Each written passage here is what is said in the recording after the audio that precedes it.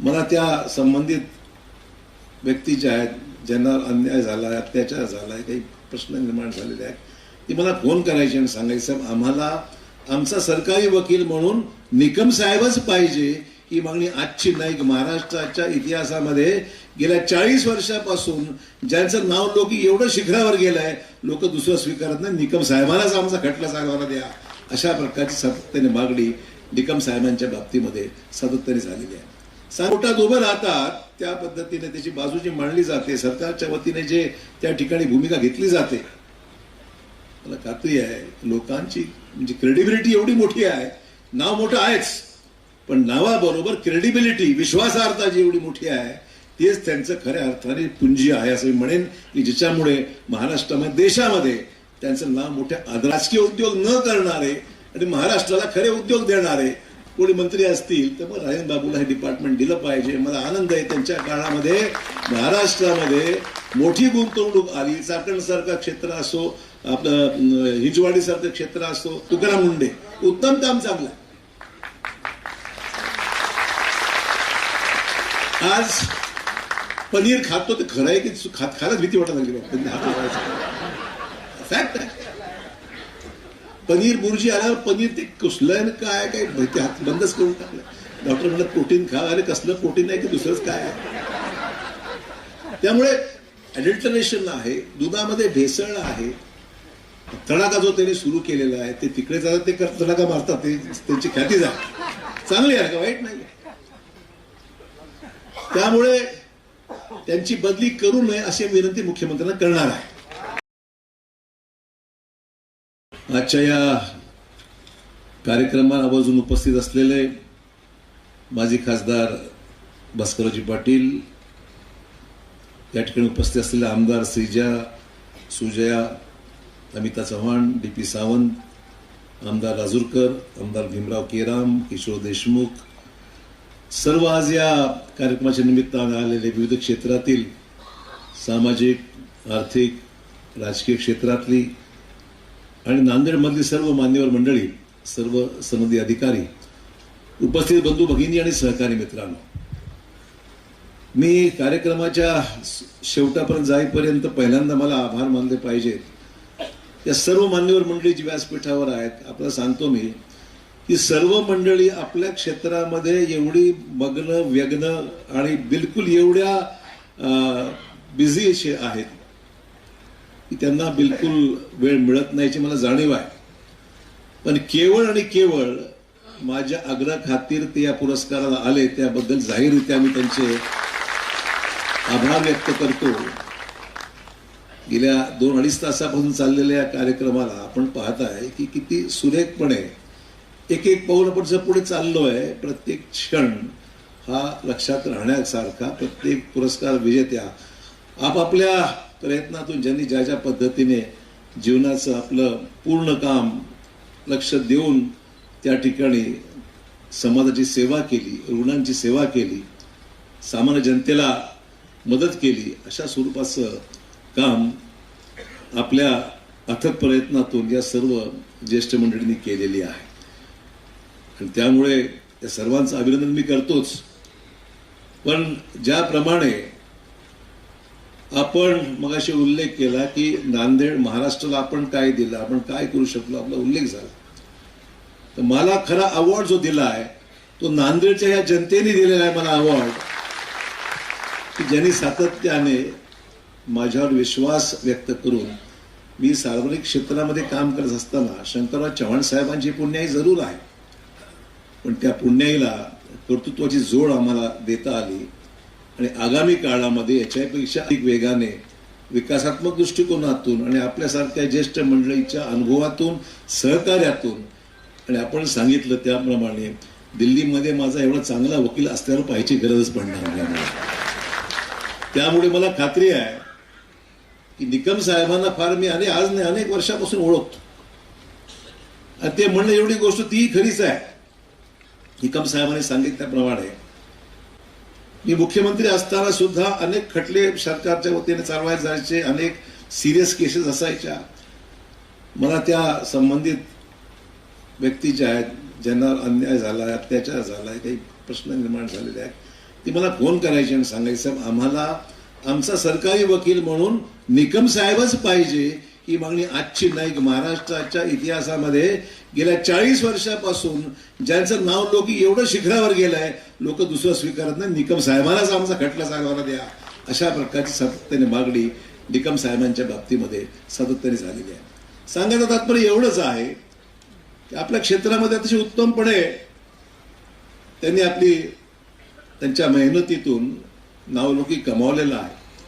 ज्यावेळेस ते कोर्टात उभं राहतात त्या पद्धतीने त्याची बाजू जी मांडली जाते, सरकारच्या वतीने जे त्या ठिकाणी भूमिका घेतली जाते, मला खात्री आहे लोकांची म्हणजे क्रेडिबिलिटी एवढी मोठी आहे. नाव मोठं आहेच, पण नावाबरोबर क्रेडिबिलिटी, विश्वासार्हता जी एवढी मोठी आहे, तेच त्यांचं खऱ्या अर्थाने पुंजी आहे असं मी म्हणेन, की ज्याच्यामुळे महाराष्ट्रामध्ये देशामध्ये त्यांचं नाव मोठ्या आदराने घेतलं जातं. आणि लोकांना खात्री आहे ही केस त्यांनी हातामध्ये घेतल्यानंतर कन्व्हिक्शन 100% होणार आहे. केसेस किती दाखल झाल्या हा महत्वाचा विषय नाही आहे.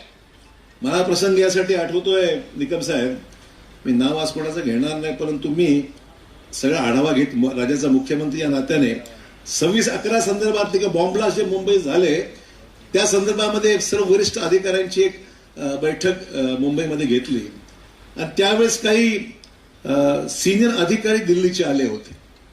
कंपनी एकत्र बसलो होतो. तर आमचे महाराष्ट्रातले पोलीस अधिकारी म्हणजे प्रामाणिकपणे प्रश्नच नाही, त्यांच्या कर्तबगारीबद्दल काही शंका मला नाही आहे, पण त्यांनी सांगितलं एवढे आम्ही केसेस दाखल केले, एवढे आम्ही त्याच्यावर FIR दाखल केले, एवढ्या चार्जशीट केल्या आम्ही. तर एक सिंपल दिल्लीच्या त्या अधिकाऱ्याने फक्त एक सोपा प्रश्न विचारला, मान्य आहे तुम्ही FIR दाखल केले, चार्जशीट दाखल केली, कन्व्हिक्शन किती केसेसमध्ये झालं? म्हणजे हे महत्वाचं आहे, आपण दाखल केले पण अंतिम सजा किती केसेसमध्ये झाली, कन्व्हिक्शन किती केसेसमध्ये झालं? एकच शब्द विचारल्यानंतर समोरचे अधिकारी दुष्काळात पडले, त्यांना कागद पाहावे लागली किती केसेसमध्ये त्या ठिकाणी कन्व्हिक्शन झालेलं आहे. त्यामुळे डेडिकेशननी काम करणारे, देशहित डोळ्यासमोर ठेवून प्रथम देश ही जी घोषवाक्य आपल्या पंतप्रधानांनी उच्चारलेलं आहे, ते प्रथम देश आपला, या देशाच्या एकंदरीत सुरक्षेबद्दल कुठलीही तडजोड नाही, तोच अनुभव आज चालत. त्यापासूनच मी फार जवळून पाहतोय. राज्याच्या विविध पदावर काम करत असताना सर्वोच्च पदावर ज्यावेळेस मी गेलो त्यावेळेस फार बारकाईने अनेक गोष्टीला समोर मला जावं लागलं. RD प्रधान साहेब त्याच्यामध्ये विशेष चौकशी अधिकारी म्हणून आपण नियुक्त केले होते. हा सगळा प्रसंग आजही माझ्या डोळ्यासमोर आहे. त्यामुळे सिनेमामध्ये अनेक गोष्टी आपण पाहतोय. धुरंधर सिनेमा तर आता 1500-1600 कोटीच्या पुढे गेलाय कमाईमध्ये. वास्तव जे लोकांनी पाहिल्यानंतर लोकांना बिलकुल एक चीड निर्माण होते, काय चाललंय, काय आंतरराष्ट्रीय पातळीवर जे चाललेलं आहे. पण आता मगाशी आम्हाला निकम साहेब सांगत होते की त्यांचा एक बायोपिक येतो आहे, मला वाटतं फिल्म येते आहे. ती फिल्म आल्यानंतर हा कसाबचा खटला नेमका कोर्टामध्ये कसा चालला, बाजू कोणी कशी मांडली आणि काय भूमिका निकम साहेबांची होती, हा पुढचा एपिसोड लवकरच येणार असं मी ऐकतो. आम्हाला लोक दाखवायच्या अगोदर, रिलीजच्या अगोदर दाखवा, बरं होईल आम्हाला पाहता येईल. तर सांगायचं तात्पर्य एवढं आहे की हा 26/11चा प्रसंग हा प्रत्येकाच्या मनामध्ये आजही चीड आणणारा आहे. निष्पाप लोकांची हत्या जी झाली होती ती सर्वांनी फार जवळून टेलिव्हिजन लाईव्ह चाललं होतं पण पाहत होतो. आणि त्यावेळेस मी मुंबईला पोहोचलो, ज्यावेळेस देशाचे पंतप्रधान मुंबईत दाखल होणार होते. मला त्या ठिकाणी गेलो आणि त्यांचाही मी रिसिव्ह त्यांना केलं आणि तो प्रसंग मी सर्व जवळून मला आजही आठवतो. त्यामुळे उज्ज्वल निकम साहेबांनी निश्चितच फार महत्वाची कामगिरी, देशातल्या सगळ्या महत्वाचे खटले त्यांनी चालवले आणि तुमच्याबद्दल विशेष एक आकर्षण आहे, मान्यच करावं लागेल. लोकांना कुतूहल आहे, आकर्षण आहे की तुम्ही कशाबद्दल काय बोलला होता, काय बाजू मांडली होती, ते सत्यता काय. कारण बऱ्याचशा मिस रिपोर्टिंग होतं, माहिती खरी समोर येतच नाही खरं काय चाललंय ते. त्यामुळे तुम्ही आपली बाजू, देशाची बाजू ही मांडलेली आहात. अनेक जे गुन्हे घडले त्याच्यावर कन्व्हिक्शन आपण आपल्या हुशारीने, कर्तबगारीने आणले, कोर्टासमोर मांडलेलं आहे आणि त्याच्यामध्ये बरेच गुन्हे सिद्ध होऊन शिक्षाही झालेले आहेत. त्यामुळे तुमचे मी अभिनंदन करतो, तुमचे आभारी मानतो मी की आज या महत्वपूर्ण, मी त्यांच्यासाठी चव्हाण साहेबांच्या खरं म्हणजे जयंतीचा कार्यक्रम 14 जुलैला असतो, 14 परवा आहे. परंतु मी म्हणलं की आज आम्हाला रविवारी कोर्ट बंद असते, मला माहीत असतं. त्यामुळे मी म्हटलं बुवा निकम साहेबांना बोलवायचं असेल तर आपण रविवारी बोललं पाहिजे. मंगळवार बुधवार देखील तारीख लागली, मग तारीख पे तारीख काय होईल सांगता येत नाही कार्यक्रमाची. आणि म्हणून मी त्यांच्या सोयीनुसार आणि दर्डाजींच्या आणि बाकी मान्यवरांसुद्धा सोयीचं व्हावं या दृष्टिकोनात हा तारीख थोडासा बदल करण्याचा मी प्रयत्न केलेला आहे. राजन बाबू हे अतिशय आमचे जुने सहकारी, कॅबिनेटमध्ये आम्ही एकत्र काम केलं, मंत्रिमंडळ माझ्या ते उद्योग मंत्री म्हणून त्यांना केलं. आणि मला खात्री होती की राजन बाबू उद्योग मंत्री झाल्यावर बाकी राजकीय उद्योग करणार नाहीत याची मला खात्री होती. बऱ्याचशा वेळेस असं असतं की उद्योग मंत्री बाकी उद्योग बाकी चालू असतात, उद्योग मंत्री नसताना सुद्धा बाकीचे उद्योग करणारे बरेच लोक असतात. मग काळजी घ्यावी लागते कोणाला कुठलं खातं द्यावं. आणि म्हणून विचार केला मग सगळ्यात उत्तम उद्योग मंत्री कोण शकतात, तर राजकीय उद्योग न करणारे आणि महाराष्ट्राला खरे उद्योग देणारे कोणी मंत्री असतील तर मग राजन बाबूला हे डिपार्टमेंट दिलं पाहिजे. मला आनंद आहे त्यांच्या काळामध्ये महाराष्ट्रामध्ये मोठी गुंतवणूक आली. चाकण सारखं क्षेत्र असो, आपलं हिंजवाडी सारखं क्षेत्र असो, महाराष्ट्रातल्या विशेषतः संभाजीनगरचं क्षेत्र असो, या भागामध्ये जी गुंतवणूक आली महाराष्ट्रामध्ये अनेक ठिकाणी आली. MOUs आम्ही एकत्रपणे सही केली. त्याच्यामुळे मला खात्री आहे की राजन बाबूंचा तो अनुभव आम्हाला सर्वांना निश्चित आठवणीत आहे. पण त्यापेक्षा जुन्या आठवणी अशा आहेत की त्यांचे जे पिताश्री स्वर्गीय जवाहरलालजी दर्डा साहेब सुद्धा, त्यांच्याबरोबर आम्ही एक ज्युनियर मंत्री म्हणून पवार साहेबांच्या कॅबिनेटमध्ये आमची सुरुवात झाली. असा आमचे ज्येष्ठ दर्डा साहेब तर त्याच्या अगोदर नाईक साहेबांच्या मंत्रिमंडळात होते, शंकरराव चव्हाण साहेबांच्या बरोबर होते, ती आठवणी आहेच आम्हाला. पण मी ज्या मंत्रिमंडळात होते त्या मंत्रिमंडळात ज्येष्ठ मंत्री म्हणून दर्डा साहेब त्यावेळेस होते आणि त्यावेळेस पवार साहेब राज्याचे मुख्यमंत्री होते आणि मी त्यावेळेस राज्यमंत्री होतो. हे दिवस मी दर्डा साहेबांना फार जवळून पाहिलेला आहे. कशा पद्धतीने त्याने महाराष्ट्रातल्या विविध क्षेत्रातल्या अविकसित भागाला न्याय मिळावा, विदर्भाला न्याय मिळावा, मराठवाड्याला न्याय मिळावा, अनुशेष दूर व्हावा, असे अनेक विषय होते. त्या विषयाला न्याय देण्याचं काम जर कोणी केलं असेल तर त्यावेळेस बाबूजींची आठवण आम्हाला आजही स्मरणामध्ये कायम आहे.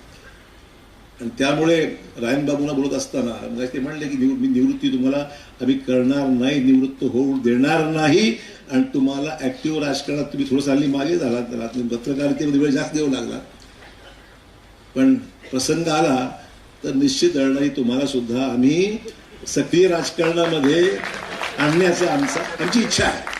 तुमची इच्छा आहे की मला माहित नाही, पण आमची इच्छा आहे. तुमच्यासारखा एक निर्भय वृत्तपत्रात तर तुम्ही लिहिताच, भूमिका मांडता, काम करता आणि ज्या उंचीवर तुम्ही लोकमतला नेलेलं आहे ते उल्लेखनीय आहे, प्रश्नच नाही आहे. समाजातल्या अनेक क्षेत्रामध्ये चांगली काम करणारे वेगवेगळ्या क्षेत्रामध्ये आपण त्यांना पुरस्कार दिले, त्यांना आपण पुरस्कार दिले. राजकारण्यांना आपण दिले, चांगलं काम करतायत, नवीन आलेले आमदार आहेत, खासदार आहेत, त्यांनाही आपण उत्तर देऊन त्यांना त्यांचं काम ऑब्झर्व केलं.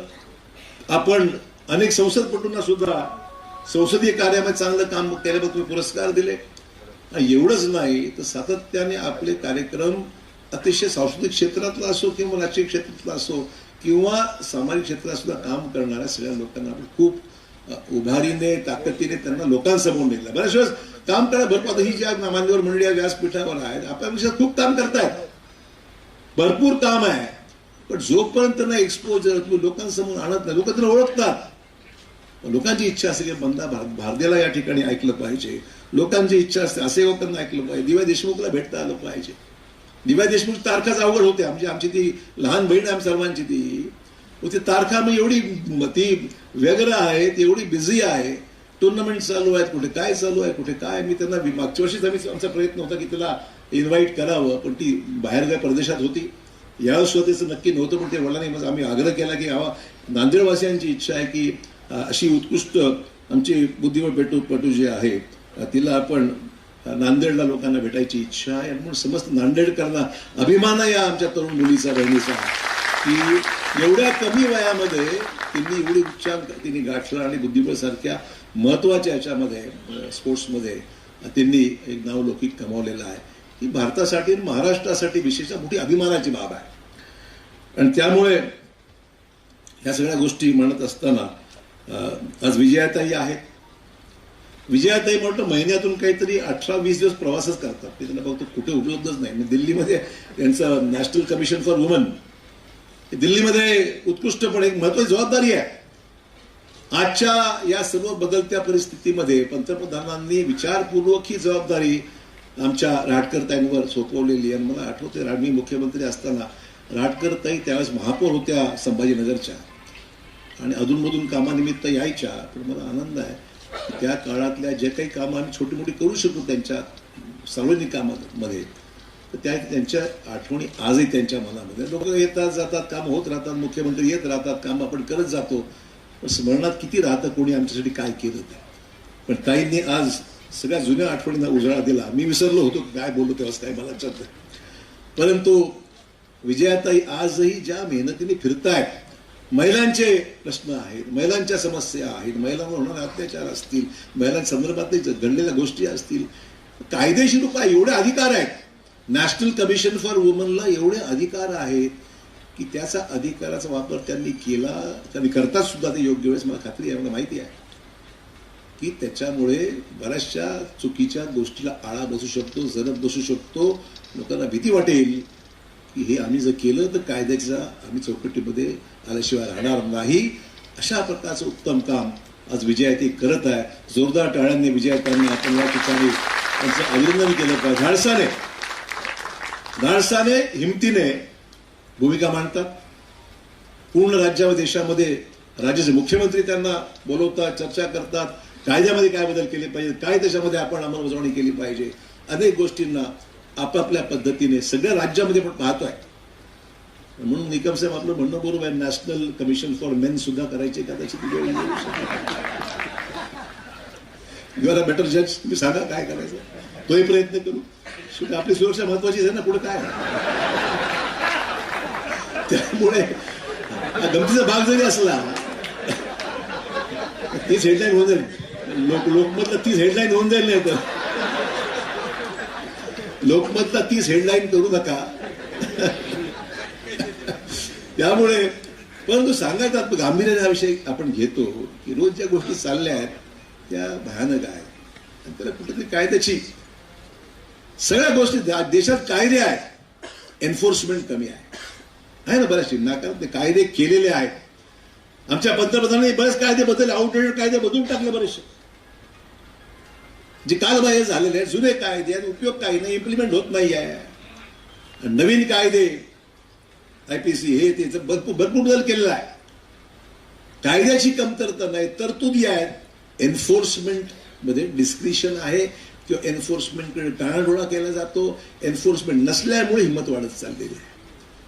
अनेक प्रगतीशील देशामध्ये आपण पाहतो एन्फोर्समेंट जबरदस्त आहे. एन्फोर्समेंट पण भीती आहे, पण काही ठिकाणी भीती राहिलेलीच नाही. चालता आहे, चलले तो. महत्वाचं आहे की एन्फोर्समेंट ही महत्वाची बाब आहे. आणि आपल्या देशातले कायदे चांगले आहेत, पळवाटा नाहीये त्याच्यामध्ये. आणि पळवाटा असेल तर कोर्ट ऐकायला तयार नाही आहे. त्यामुळे चांगलं वातावरण आहे. आपण कशा पद्धतीने सगळं करून घेतो याकडे निश्चितच आम्हाला सर्वांचं लक्ष आहे. आणि मला खात्री चांगले अधिकारी आहेत, करू शकतात. जनतेने साथ दिली पाहिजे, लोकांनी साथ दिली. चांगलं चाललंय, चांगलं गोष्ट. आमचे मुंडे ना आपले एवढीला तुकाराम मुंडे, उत्तम काम चांगलं. आज पनीर खातो ते खरं आहे की खायलाच भीती वाटत लागली. फॅक्ट आहे. पनीर बुर्जी आल्यावर पनीर ते कुसलं काय काय हात बंदच करून टाकलं. डॉक्टर म्हणलं प्रोटीन खा. अरे कसलं प्रोटीन आहे की दुसरंच काय आहे. त्यामुळे ॲडल्टरेशन आहे, दुधामध्ये भेसळ आहे. तडाखा जो त्यांनी सुरू केलेला आहे ते तिकडे जातात, ते तडाखा मारतात, ते त्यांची ख्याती आहे, चांगली आहे का, वाईट नाही. त्यामुळे त्यांची बदली करू नये अशी विनंती मुख्यमंत्र्यांना करणार आहे.